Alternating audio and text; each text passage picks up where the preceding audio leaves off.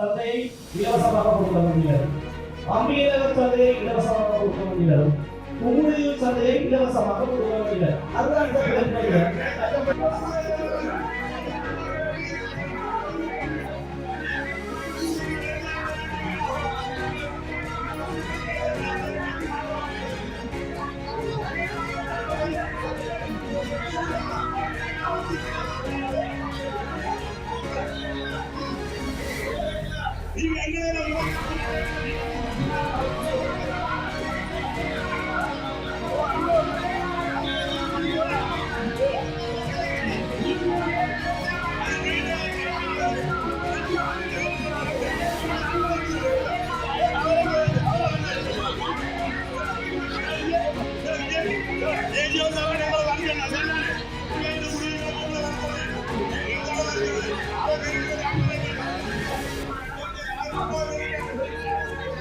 வணக்கம். மற்றொரு செய்தி.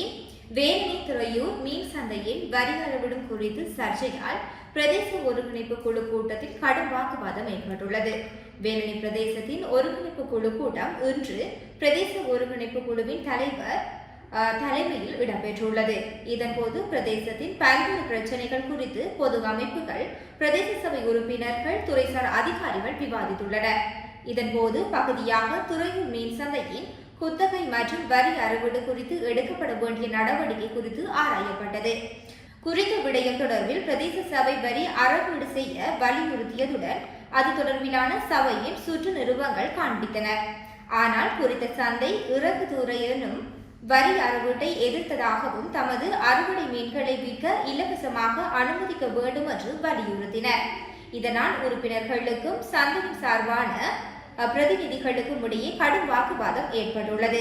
வாக்குவாதத்தின் முற்றியொரு கட்டத்தில் சந்தை சாரிலான சமூக மட்ட அமைப்புகளின் பிரதிநிதிகள் உறுப்பினர்கள் இருந்த இருக்கையை நோக்கி எழுந்து சென்றதால் கூட்டத்தில் பெரும் பரபரப்பு ஏற்பட்டுள்ளது. இதையடுத்து பிரதேச செயலாளர் மற்றும் அதிகாரிகள் சென்று குறித்த அமைப்புகளின் பிரதிநிதிகளை கட்டுப்படுத்தினர்.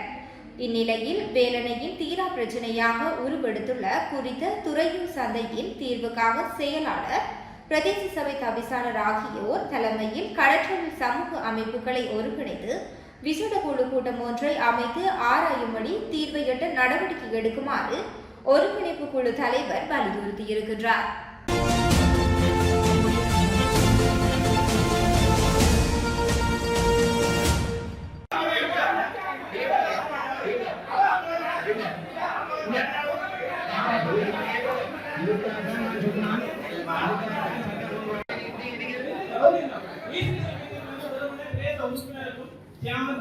சந்தையை இலவசமாக கொடுக்க வேண்டியது.